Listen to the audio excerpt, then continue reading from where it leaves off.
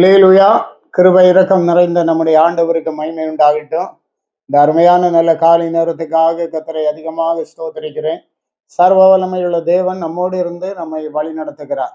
இந்த புதிய நாளையும் நம்முடைய வாழ்க்கையிலே தந்து நம்மை ஆசீர்வதித்து கர்த்தர் கரம் பிடித்து நடத்துகிறார் என்று பார்க்கிறோம்.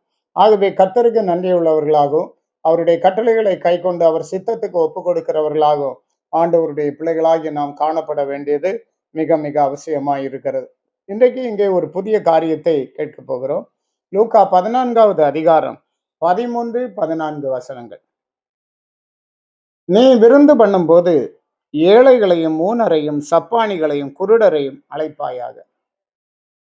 அப்பொழுது நீ பாக்கியவானாயிருப்பாய். அவர்கள் உனக்கு பதில் செய்ய மாட்டார்கள். நீதிமான்களின் உயிர்த்தெழுதலில் உனக்கு பதில் செய்யப்படும் என்றார்.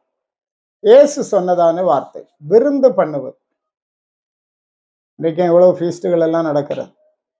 ஆஃபீஸில் நடக்கிறது, கம்பெனியில் நடக்கிறது, பல விதமான ஃபீஸ்டுகள் நடக்கிறது, வீடுகளில் நடக்கிறது. நீ விருந்து பண்ணும்போது ஊனரையும் சப்பானிகளையும் குருடரையும் அழைப்பாயாக என்று சொல்லப்பட்டிருக்கிறது. இங்கே நாம் பார்க்கிற இந்த ஊனர், குருடர், சப்பானிகள் இவர்களெல்லாம் சமூகத்தினாலே புறக்கணிக்கப்பட்டவர்கள், நெக்லெக்ட் பண்ணப்பட்டவர்கள் என்று பார்க்க. இவர்கள் யாரும் இவர்களை ரொம்ப விரும்புகிறது.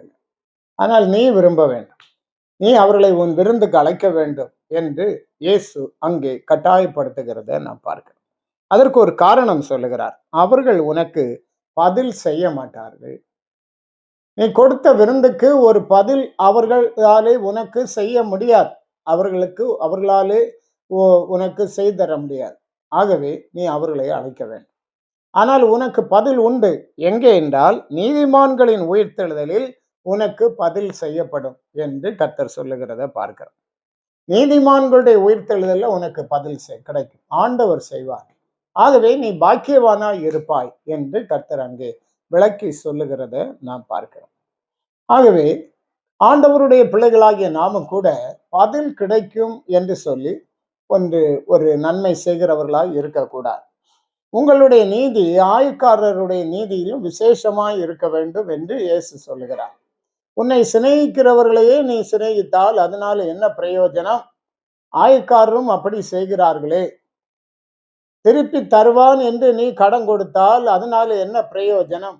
ஆயக்காரர்களும் அப்படி செய்கிறார்களே என்றுதான் இயேசு சொல்லுகிறார்.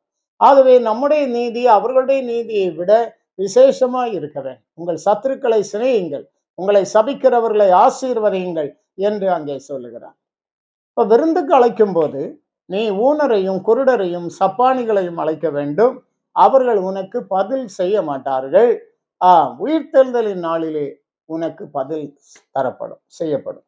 ஆகவே நீ பாக்கியவானா இருப்பாய் என்று கர்த்தர் அங்கே வாழ்த்துகிறத நாம் பார்க்கிறோம். மத்தேயு 7ஆம் அதிகாரம் 12ஆம் வசனத்திலே படிக்கிறோம். மனுஷர் உங்களுக்கு எவைகளை செய்ய வேண்டும் என்று விரும்புகிறீர்களோ அவைகளை நீங்களும் அவர்களுக்கு செய்யுங்கள். இதுவே நியாயப்பிரமாணமும் தீர்க்க தரிசனங்களுமாம் என்று சொல்லப்பட்டிருக்கிறது. இப்ப மற்றவர்கள் நமக்கு எதை செய்ய வேண்டும் என்று நாம் விரும்புகிறோமோ அதை நாம் அவர்களுக்கும் செய்யும் போது அது அங்கே ஆசீர்வாதமாய் நடக்கிறது என்று பார்க்கிறோம். இன்னும் உன்னத பாட்டு 2ஆம் அதிகாரம் 4ஆம் வசனத்திலே என்னை விருந்து சாலைக்கு அழைத்து கொண்டு போனார், என் மேல் பறந்த அவருடைய கொடி நேசமே என்று சொல்லப்பட்டது. தேவன் எவ்வளவோ பெரியவர், ஆனாலும் அந்த நேசர் சூலைமித்தியால விருந்து சாலைக்கு அழைத்து கொண்டு போகிறத பார்க்கிறோம். இயேசு தேவன் எவ்வளவோ பெரியவர், ஆனாலும் மணவாட்டியை சபையை விருந்து சாலைக்கு அழைத்து கொண்டு போனார், என் மேல் பறந்த அவருடைய கொடி நேசமே என்று சொல்லப்பட்டிருக்கிறது. இந்த காலை வேளையில நாமும் கூட மற்றவர்களிடத்திலே அன்பு கூறுவோம். சமூகத்தினால புறக்கணிக்கப்பட்ட ஜனங்களிடத்துல அதிகமாய் அன்பு கூர்ந்து நம்முடைய வீடுகள்ல முதன்மையான இடங்கள்ல அவர்களை வைத்து அவர்களை உபசரித்து அவர்களை கனப்படுத்தி நாம் அனுப்புவோம். நமக்கு உயிர்த்தெழுதலின் நாள்ல பலன் நிச்சயமாய் உண்டு. அதற்காக வாஞ்சிப்போம். கர்த்தர் உங்களை ஆசீர்வதிப்பாராக. ஜெபிப்போம். ஒருவராய் நன்மையான காரியங்களை செய்கிற பரிசுத்த பிதாவே நாங்கள் துதிக்கிறோம். இந்த உலகத்துல கர்த்தர் எங்களுக்கு தந்திருக்க நாட்கள்ல நாங்கள் இல்லாதவர்களுக்கு நன்மை செய்ய, எங்களுக்கு பதில் செய்ய முடியாதவர்கள் என்று நினைக்கிறவர்களுக்கு நன்மை செய்ய பரிசுத்த ஆவியானவர் எங்களுக்கு வேண்டிய ஞானத்தையும் கிருபைகளையும் தந்து நடத்தும்படியா ஜெபிக்கிறோம். பலப்படுத்தும், கூட இரும். இயேசு மூலம் கேட்கிறோம் பிதாவே. ஆமென். ஆமென். God bless you.